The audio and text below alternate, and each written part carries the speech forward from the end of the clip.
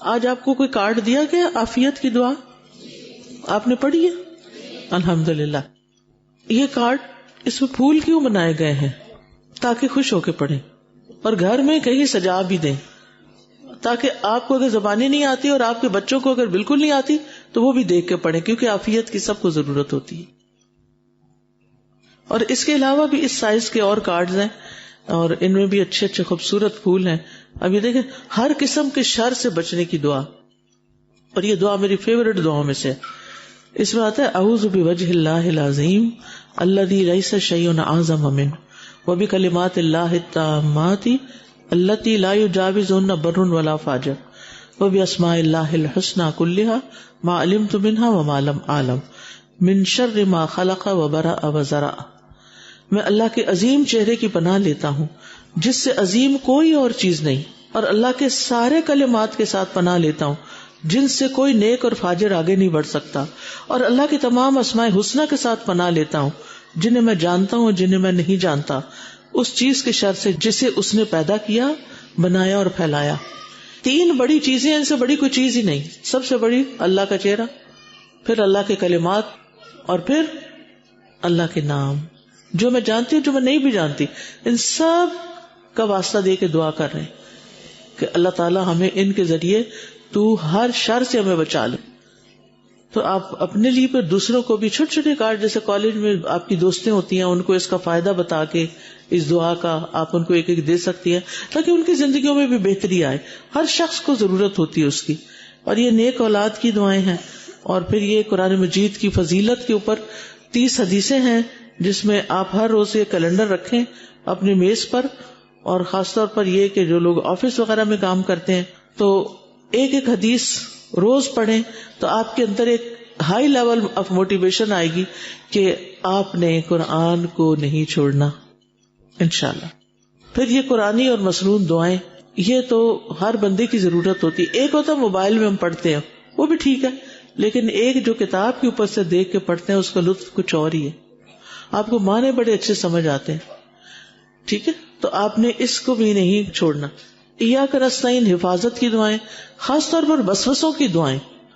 کچھ لوگ وسوسوں کے شکار رہتے ہیں اور پریشان رہتے ہیں. پھر اللہ تعالیٰ کی حمد و ثنا.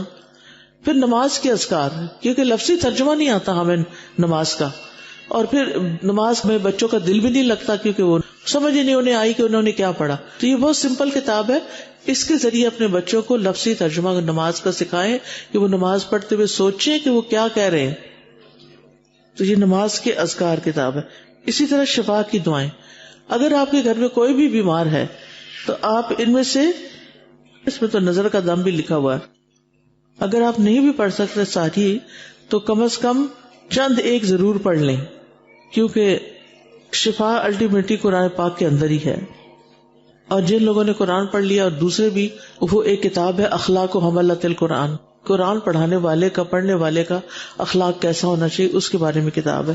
اور غلطیوں کی اصلاح، ہر منڈے کو شام کو کلاس ہوتی ہے کہ اپنے بچوں کی تربیت کیسے کرے، اور غلطیاں کیا کیا ہم کر جاتے ہیں جس کی وجہ سے وہ ہماری بات پہ سنتی نہیں. تو وہ طریقے بتائے ہوئے. میم اگر ہم نے روزے وہ شوال کے رکھنے ہیں تو پھر ہم نے بعد میں وہ قضاء والے رکھنے ہیں، شوال والے پہلے پورے کر لیں؟ ہاں جی، شوال والے پہلے. کئی لوگ کہتے ہیں کہ شوال والے وہی قضاء والے ہو جاتے ہیں. نہیں، وہ تو لوگ ویسے ہی رکھ لیتے ہیں، لیکن شوال کے روزے تو الگ ہوتے ہیں قضاء کے علاوہ. پہلے قضاء کے رکھ لیں پھر شوال کے رکھیں. سادہ جی، ہم نے لاسٹ رمضان سٹارٹ کیا تھا 365 ڈیز کا، کہ ہم نے ڈیلی بیس پہ ایک آیت اور ایک حدیث یاد کرنی ہے. ماشاءاللہ. تو الحمدللہ رمضان سے رمضان تک ہم نے 5 پارے کی. ماشاءاللہ بارک اللہ فیک. کتنا اچھا مشورہ دیا انہوں نے. ہر روز بس ایک آیت یاد کیا، 5 پارے یاد ہو گئے سال میں.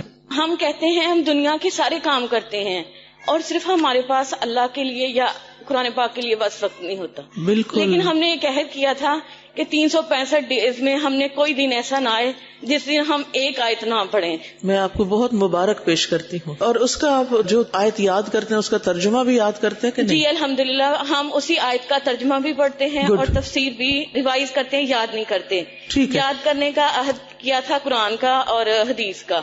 بہت بہت شکریہ، آپ نے بہت اچھا مشورہ دیا. اس طرح کی باتیں کریں نا جس سے دوسروں کو عمل کی موٹیویشن ملے. اگر ہم خود نہیں پڑھا سکتے، کچھ نہیں کر سکتے، تو یہ چھوٹے چھوٹے پوسٹ کارڈ کی شکل میں ذرا ذرا سے ہیں، دعائیں لکھی ہوئی ہیں. اور ایاک نستعین میں تو وسوسوں کی دعائیں جو ہے نا وہ بہت لوگوں کو ضرورت ہوتی ہیں. اکثر لوگ مجھے اپنی پریشانی ظاہر کرتے ہیں کہ وسوسے بڑے آتے ہیں، کیا کریں. تو ایاک نستعین میں وسوسوں کی دعائیں ہیں، اور جس کو بھی دی ہیں الحمدللہ فائدہ ہوا. تو اس طرح کی چیزیں آپ پھیلایا بھی کریں. جو دوسرے کو بتاتا ہے جتنا ثواب اس کو ملتا ہے آپ کو بھی مل جاتا ہے. اور جی میں سب کو یہ مشورہ دینا چاہتی ہوں کہ جو بھی ذہنی تناؤ کا شکار ہیں یا جن کو بھی ڈپریشن ہے وہ قرآن پاک سے اپنا تعلق جوڑ لیں، کیونکہ یہ ایک میرا خود کا تجربہ بھی ہے. جیسے جیسے میں قرآن کے قریب آتی گئی ہوں نا، میں اس چیز سے نکلتی گئی ہوں. الحمدللہ، جزاک اللہ خیر. میں پوچھنا چاہتی ہوں کہ اپنے آپ میں کانفیڈنس کیسے لایا جائے؟ مطلب ہم ادھر ادھر کی باتیں تو کر لیتے ہیں، لیکن جب دین کی بات ہے تو نہیں کر پاتے. جتنا اللہ سے تعلق مضبوط ہوگا نا، جتنا ایمان زیادہ ہوگا، اتنا کانفیڈینس زیادہ ہو جائے گا. جب آپ کو یہ یقین ہو نا کہ میں جو کر رہی ہوں اپنے رب کے لیے کر رہی ہوں اور میرا رب میری مدد کرے گا. اور جب رب مدد کرتا ہے نا تو موسیٰ علیہ السلام فرعون کے دربار میں بھی جا کے حق بتا کے آ سکتے ہیں. السلام علیکم استاذہ جی. وعلیکم السلام. میں بہت ڈپریشن میں ہوں اور مجھے انزائٹی ہوتی ہے قرآن سے اتنا ان ٹچ ہونے کے باوجود. لیکن میں آیت کو دیکھ رہی تھی جو سامنے میرے پلیس ہوئی ہے کہ جو پوشیدہ آپ کی بیماریاں ہوتی ہیں نا، اللہ تعالیٰ مجھے اس سے نکالنے کا موقع دے رہے ہیں. اور جب ایک آپ یہاں پہ عافیت کی دعا پڑھ رہی تھی، مجھے اپنے اللہ پہ اتنا پیار آ رہا تھا کہ میرے اللہ مجھے چاہتے ہیں کہ میں اندر سے عافیت میں آ جاؤں. میں تکلیف میں ہوں. میں آپ کو میں ایک چھوٹا سا نسخہ بتاتی ہوں. جی، یہ ایاک نستعین میں یہ دعا لکھی ہوئی بھی ہے. اعوذ باللہ السمیع العلیم من الشیطان الرجیم من ہمزہ ونفخہ ونفثہ. 3 دفعہ پڑھ کے اپنے گلے میں گریبان ایسے کھول کے اندر منہ کر کے 3 دفعہ اپنے دل پہ تھتکارنا ہے، صبح بھی اور شام بھی. انشاءاللہ انشاءاللہ بالکل ٹھیک ہو جائیں گی، سارا کچھ ٹھیک ہو جائے گا انشاءاللہ. میرا کوشچن ہے، ہم رمضان میں شیطان کو قید مانتے ہیں، ٹھیک ہے، پھر بھی گناہ کیوں کم نہیں ہوتے؟ اس لیے کہ گناہ صرف شیطان کی وجہ سے نہیں ہوتے، گناہ ہمارے نفس کی وجہ سے بھی ہوتے ہیں. شیطان تو چلا جاتا ہے لیکن ہمارا نفس تو ہمارے ساتھ ہی رہتا ہے. اگر روزہ واقعی نفس کو توڑتا ہے تو پھر رمضان کے بعد ہم پہلے جیسے کیوں نہیں ہو جاتے؟ بہت سے لوگ بدل جاتے ہیں. اس کا تعلق ہماری نیت اور ارادے سے ہوتا ہے کہ ہم بدلنا چاہتے ہیں تو اللہ تعالیٰ ہمیں توفیق دیتا ہے. پھر یہ جو میں نے آپ کو بتایا نا، آپ کریں تو صحیح. ہر روز صدقہ کریں، ہر روز یہ دعا پڑھیں. صدقہ آپ نے چھوڑنا ہی نہیں، صدقہ یہ مسئلہ حل کرتا ہے. ٹھیک ہے، میں آپ کے بھی بیان سنتی ہوں on line, doctor Nighat Hashmi کے بھی، مولانا طارق جمیل، ڈاکٹر ذاکر نائک. ایک بات آج تک مجھے کلیئر نہیں ہوئی کہ پیریڈز کے دوران ہم قرآن پاک پڑھ سکتے ہیں یا نہیں. بعض علماء کہتے ہیں ہم بالکل نہیں پڑھ سکتے، بعض کہتے ہیں ہم زبانی پڑھ سکتے ہیں، اور بعض کہتے ہیں کہ نہیں جی ہاتھ بھی لگا سکتے ہیں، پڑھ بھی سکتے ہیں، کوئی ممانعت نہیں ہے. تو یہ چیز مجھے آج تک کسی بھی عالم سے کمپلیٹلی کلیئر نہیں ہوئی کہ ہم اگر قرآن پاک پڑھ سکتے ہیں تو کیسے. سب سے پہلی بات یہ کہ اگر کوئی کہتا ہے نا نہیں پڑھ سکتے تو وہ دلیل لائے، کدھر لکھا ہوا ہے کہ نہیں پڑھ سکتے. ٹھیک ہے، کوئی دلیل نہیں ملتی ہمیں. اچھا، دوسری چیز یہ ہے کہ جو سینے میں ہے، آپ کے حافظ ہیں آپ، تو اگر سینے میں ہے تو زبان پہ لانے میں کیا مشکل ہے؟ اور جو حافظ نہیں ہے وہ بھی پڑھ سکتے ہیں. بس آپ مصحف کو جو عربی عبارت ہے اس کو ہاتھ نہیں لگائیں. اور خاص طور پر جب اگر آپ طالب علم ہیں تو آپ بالکل پڑھ سکتے ہیں. اور روانی سے پڑھ سکتے ہیں. روانی سے پڑھ سکتے ہیں، کیوں روانی توڑنی ہے؟ اسی طرح یاد بھی کر سکتے ہیں، جیسے ابھی سسٹر نے بات کی کہ ہم 365 دن. بالکل، اسی لیے تو تبھی تو 365 دن یاد ہوا، ورنہ تو نہیں ہو سکتا. جی، اسی سے میرے ذہن میں اسی میں آپ دیکھیں صبح شام رات کو سوتے ہوئے کل پڑھنے ہوتے ہیں نا، صبح شام کی دعا میں کل پڑھنے ہوتے ہیں، وہ بھی قرآن ہے نا، پڑھتے ہیں نا، پڑھنے چاہیے. اسی طرح آیت الکرسی، اگر کوئی عورت بیچاری اس حال میں فوت ہو رہی ہے تو کیا کلمہ نہیں پڑھے گی؟ بالکل. دعا یہ بہت سی سسٹرز ایسے منع کر دیتے کہ نہیں جی آپ صرف دعائیں پڑھ سکتی ہیں، صرف اللہ کے نام پڑھ سکتی ہیں، صرف انہیں کہیں کہ یہ آپ کہہ رہی ہیں یا کہیں اللہ تعالیٰ نے فرمایا، وہ ذرا لا کے دکھائیں. یہاں میں اپنی بات ختم کروں گی. سبحان اللہ والحمد للہ ولا الہ الا اللہ واللہ اکبر ولا حول ولا قوة الا باللہ العلی العظیم اللهم صل على محمد وعلى آل محمد كما صليت على إبراهيم وعلى آل إبراهيم إنك حميد مجيد. اللهم بارك على محمد وعلى آل محمد كما باركت على إبراهيم وعلى آل إبراهيم إنك حميد مجيد.